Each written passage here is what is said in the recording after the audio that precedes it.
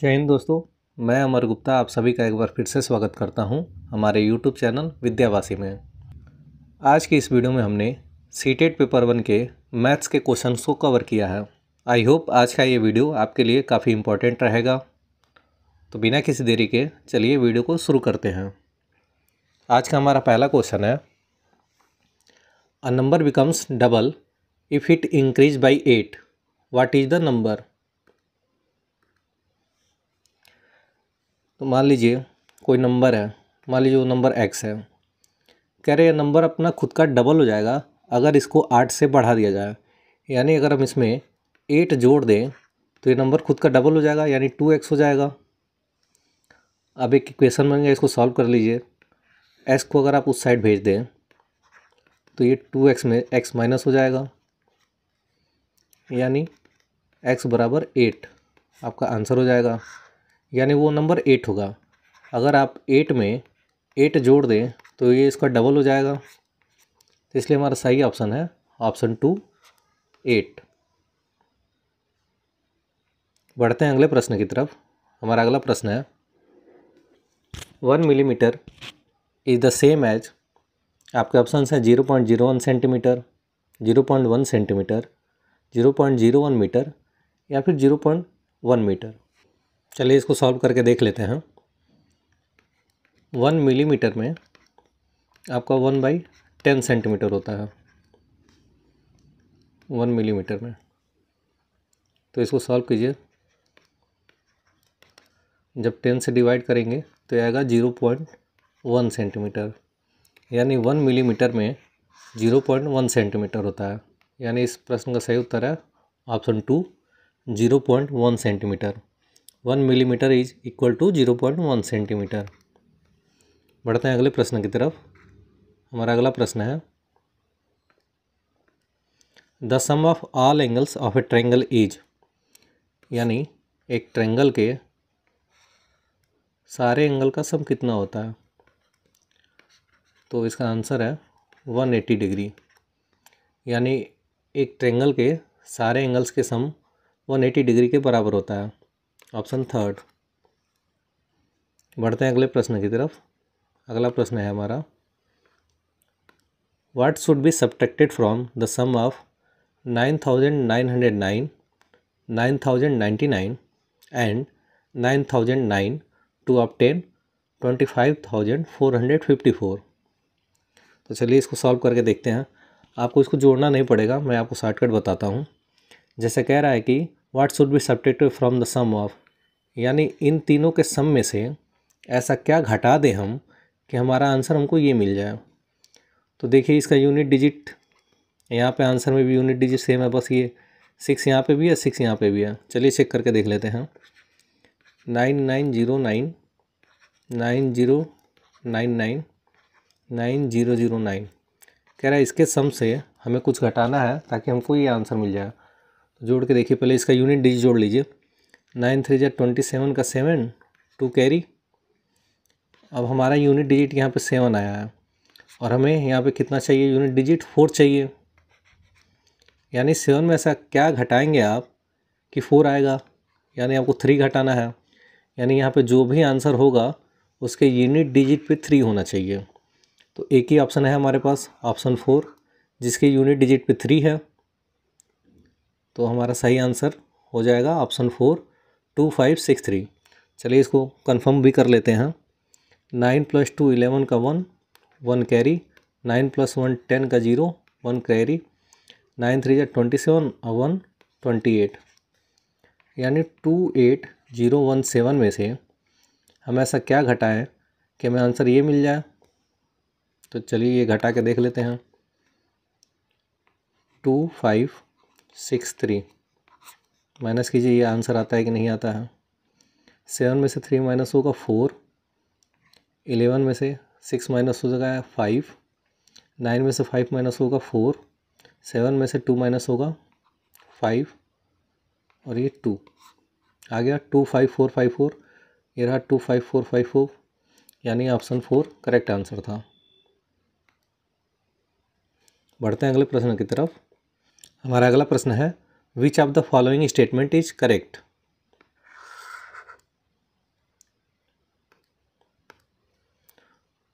Option A है 1 is a prime number, option B 1 is a composite number, option C 1 is both a prime and a composite number, या option D 1 is neither prime nor a composite number. तो इस प्रश्न का सही उत्तर हो जाएगा option D 1 is neither prime nor a composite number, यानी एक ना तो प्राइम नंबर है और ना ही कंपोजिट नंबर है। इसलिए इस प्रश्न का सही उत्तर है option D 1 is neither prime nor a composite number. बढ़ते हैं अगले प्रश्न की तरफ। हमारा अगला प्रश्न है see the number pattern given below, what will the next two terms. आपको इन दोनों टर्म को बताना है क्या होगा। तो पैटर्न देखिए 1, 8, 27, 64 एंड 125।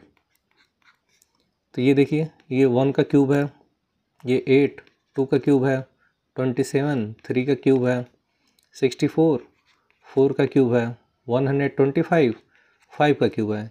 यानी जो हमारा नेक्स्ट है वो 6 का क्यूब होगा और 7 का क्यूब होगा। तो 6 का क्यूब 216 होता है और 7 का क्यूब 343 होता है। यानी इस प्रश्न का सही उत्तर हो जाएगा ऑप्शन 4 216 एंड 343। चलिए बढ़ते हैं अगले प्रश्न की तरफ। हमारा अगला प्रश्न है the value of 25.3 into 5 minus 35 divide by 5 minus 3 into 18.5 each. चलिए इसको सॉल्व करके देख लेते हैं। बोर्ड मास के हिसाब से सबसे पहले ब्रैकेट तो है नहीं, ऑफ है नहीं, डिवाइड करना है हमें। तो डिवाइड यहाँ पे दिख रहा है 35 डिवाइड बाई 5 यानी हो जाएगा 7। बाकी ऐसे नोट कर लीजिए।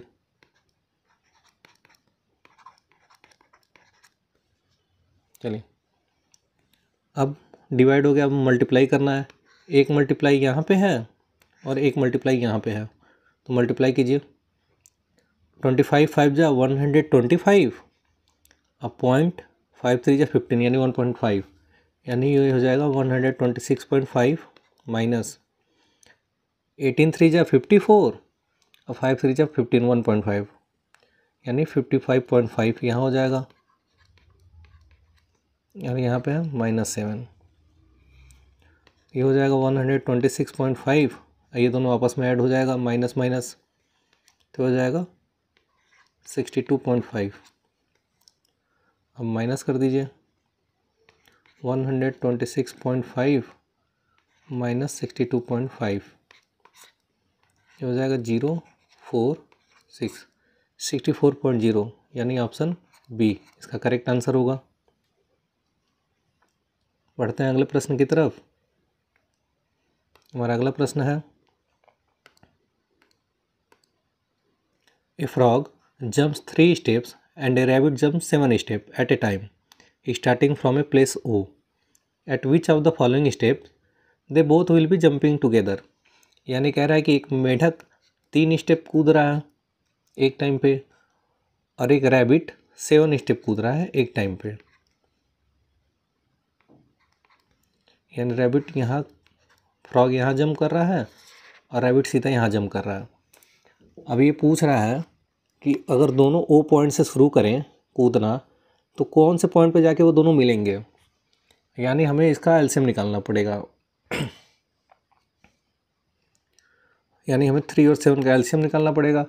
3 और 7 का एलसीएम होता है 21। अगर ऑप्शन में 21 होता तो हमारा सही आंसर होता।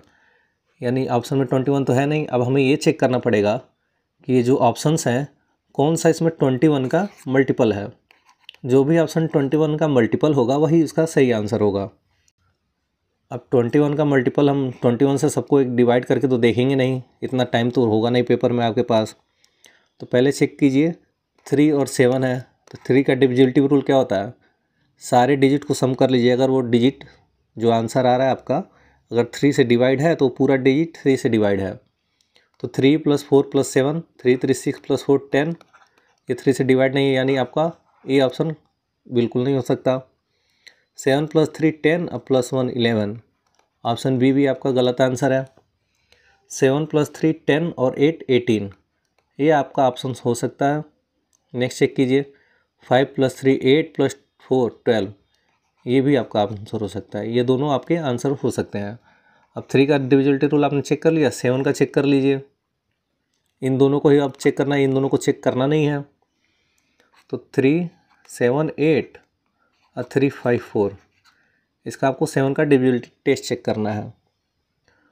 तो आपको यहाँ डायरेक्ट दिख रहा है, 7 से अगर इसको डिवाइड करेंगे तो 7 5 जा 35 और 2 8 बचेगा 28, 7 4 जा 28, ये ऑप्शन पूरा डिवाइड हो जाएगा।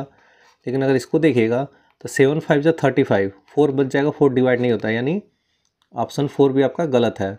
इस प्रश्न का सही उत्तर हो जाएगा 378, ऑप्शन सी, थर्ड।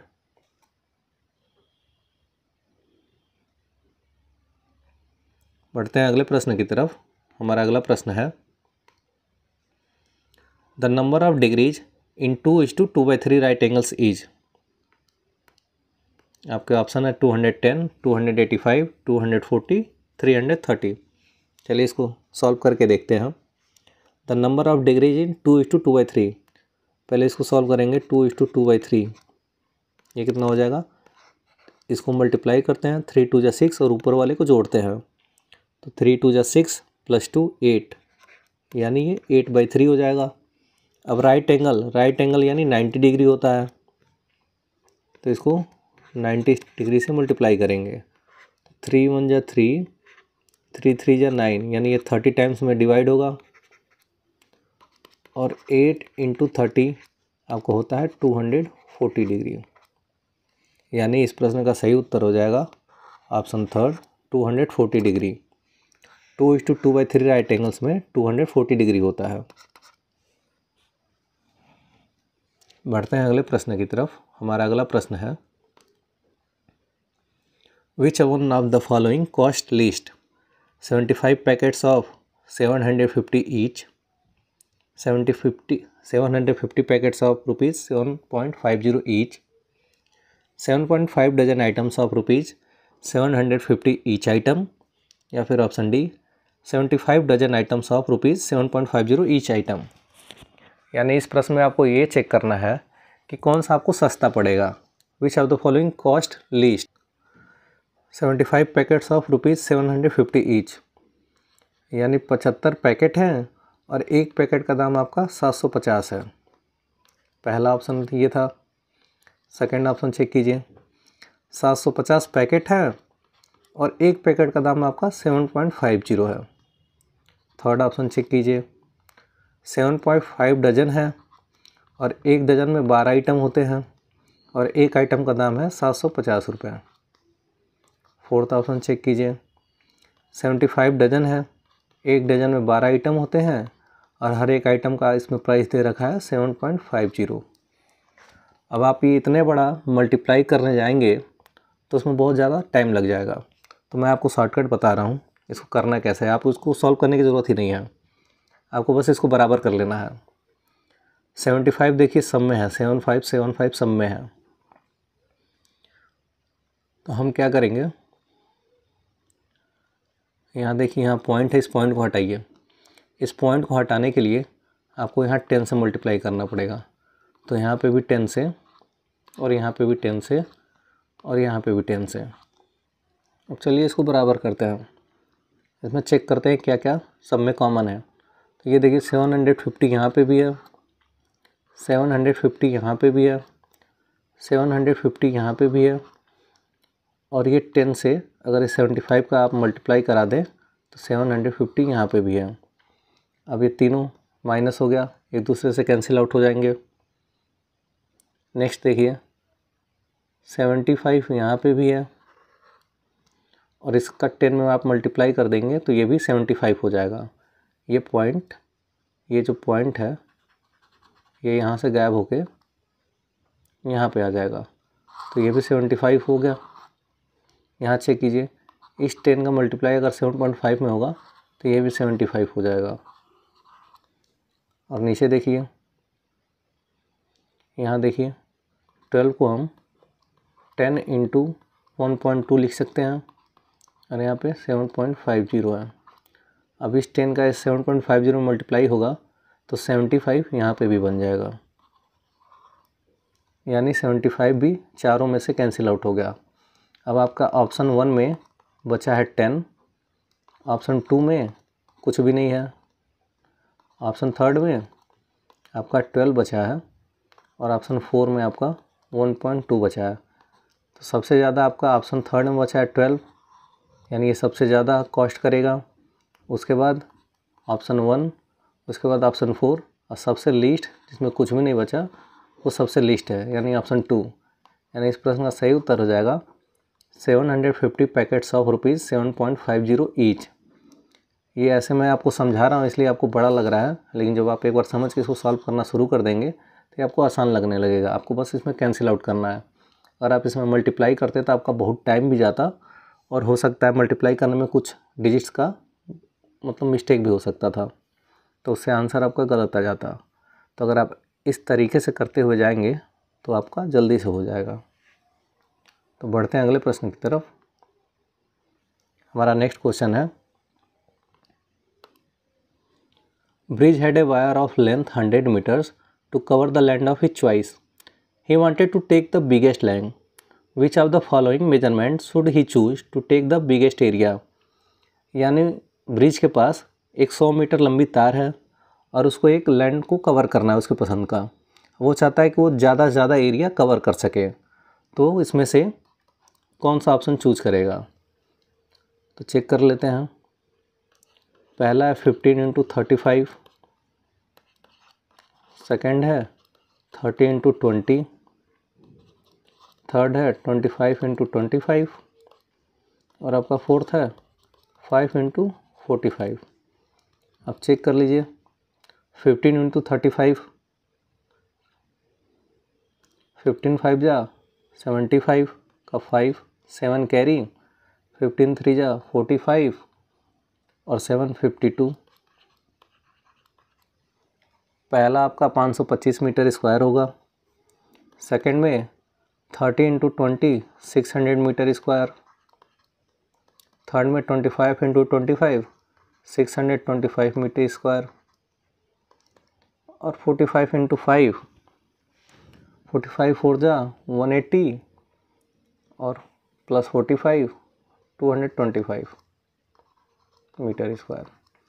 अब ब्रिज को सबसे ज़्यादा एरिया कवर करना है, यानी वो ये वाला कवर करेगा।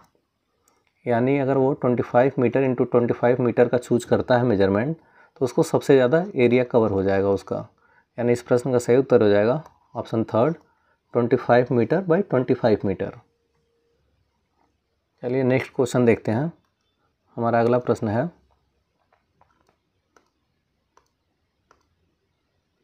How many packets of 1/12 kg salt can be made from 7:1/2 kg of salt? आपके ऑप्शन है 45, 60, 72 या 90। क्वेश्चन कह रहा है कि how many packets of 1/12 kg salt, यानी 1/12 kg ऑफ साल्ट से can be made from 7:1 kg of salt. 7:1/2 kg का अगर आपको टोटल साल्ट दिया हुआ है और आपको 1/12 kg का पैकेट बनाना है, तो इस टोटल में से आपको कितना पैकेट इसका मिल जाएगा? यानी 7:1/2 को अगर हम डिवाइड कर दें 1/12 से, तो हमें मालूम चल जाएगा कि हमें कितना पैकेट मिलेगा। चलिए डिवाइड करके देखते हैं। इसको सॉल्व कीजिए। 7 2 जा 14 + 1 15/2 डिवाइड बाई 1/12। अब डिवाइड जब मल्टीप्लाई में चेंज होता है तो डिजिट्स ऊपर चले जाते हैं और ऊपर वाला नीचे आ जाता है। 2 1 जा 2, 2 6 जा 12, यानी 15 × 6 यानी 90 पैकेट्स। यानी 7:1/2 kg साल्ट से हम 1/12 kg का 90 पैकेट्स बना सकते हैं। यानी इस क्वेश्चन का सही आंसर है ऑप्शन 4, 90। बढ़ते हैं अगले प्रश्न की तरफ। हमारा अगला प्रश्न है, यामिनी थ्रू ए डाई सही है 10 times and got the following results. 53661453332. Which of the following number she got the maximum number of times. अब यामिनी कह रहा है, यामिनी ने एक डाइस थ्रो किया, पासा फेंका, 10 बार पासा फेंका और उसको ये रिजल्ट आया, यानी पहली बार में 5 आया, दूसरी बार में 3, तीसरी बार में 6, ऐसे करते करते उसको ये रिजल्ट मिले। सवाल ये पूछ रहा है कि उसको कौन सा ऐसा नंबर है जो मैक्सिमम टाइम मिला है, ज़्यादा बार मिला है, 5 या 3 या 6 या 1 या 4 या 2, कौन सा ज़्यादा मिला है। तो हम यहाँ पे चाहे तो आसानी से देख लीजिए, जो सबसे ज़्यादा टाइम्स आया है वही आपका सही आंसर है। तो 5 यहाँ पे कितनी बार आया है, 1 और 1 2 बार आया है, 5 आपका 2 बार आया है। 3 कितनी बार आया है, 1 2 और 3, 3 टाइम आया है। 6 कितनी बार है, 1 2, 6 जो है आपका 2 टाइम आया है। 1 एक ही टाइम आया है तो वो तो आंसर होगा नहीं। 4 एक ही टाइम है, 2 एक ही टाइम है, ये ऑप्शन होगा नहीं। यानी ये थर्ड जो है आपका वो 3 टाइम आया है, यानी उसको सबसे ज़्यादा 3 मिला है। Option 2 third is the right answer. बढ़ते हैं अगले प्रश्न की तरफ। हमारा अगला प्रश्न है, the parcel sending rates are given below. Parcel weighing 50 grams or less is ₹15. Parcel weighing for every additional 50 gram ₹7. Meena wants to send a parcel to her friend Charu in Delhi. The parcel weigh 350 grams. Look at the charges and select the correct cost of sending the parcel. Option है 42 rupees, 50 rupees, 55 rupees and 57 rupees. तो question ये कह रहा है कि मीरा एक parcel भेजना चाहती है अपनी सहेली को जो कि दिल्ली में रहती है, चारू। अब प्रश्न में ये है कि जो पार्सल का वेट है अगर वो 50 ग्राम या उससे कम रहेगा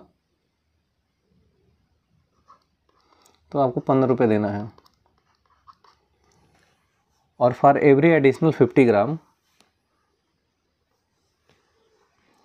यानी 50 ग्राम से जितना एक्स्ट्रा रहेगा, 50 ग्राम से जितना एक्स्ट्रा रहेगा तो उसके लिए आपको हर 50 ग्राम का 7 रुपये देना है।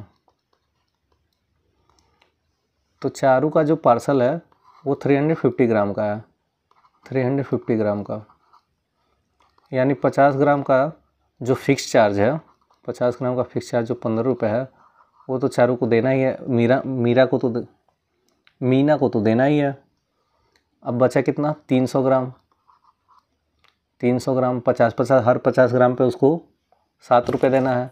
तो 300 ग्राम में कितना हो जाएगा, 50 से अगर इसको डिवाइड करेंगे तो 6 और 6 बार में 7 रुपये, यानी 42 रुपये एक्स्ट्रा उसको देना ही है। यानी टोटल उसको कितना देना है, 15 रुपये फिक्स चार्ज और 42 रुपये एडिशनल चार्ज। तो टोटल उसका हो जाएगा 57 रुपीज़। यानी उस पार्सल का जो वेट है उसके हिसाब से मीना को 57 रुपीज़ देना पड़ेगा। इस क्वेश्चन का सही आंसर हो जाएगा ऑप्शन 4, 57 रुपीज़। तो दोस्तों आज के वीडियो में बस इतना ही। अगर वीडियो पसंद आई हो तो इसे लाइक करें, शेयर करें और चैनल को सब्सक्राइब करना ना भूलें। अपने सवाल और सुझाव कमेंट में लिखें और याद रखें, मेहनत से ही सफलता मिलती है। मिलते हैं अगले वीडियो में, तब तक पढ़ाई करते रहिए और आगे बढ़ते रहिए। धन्यवाद।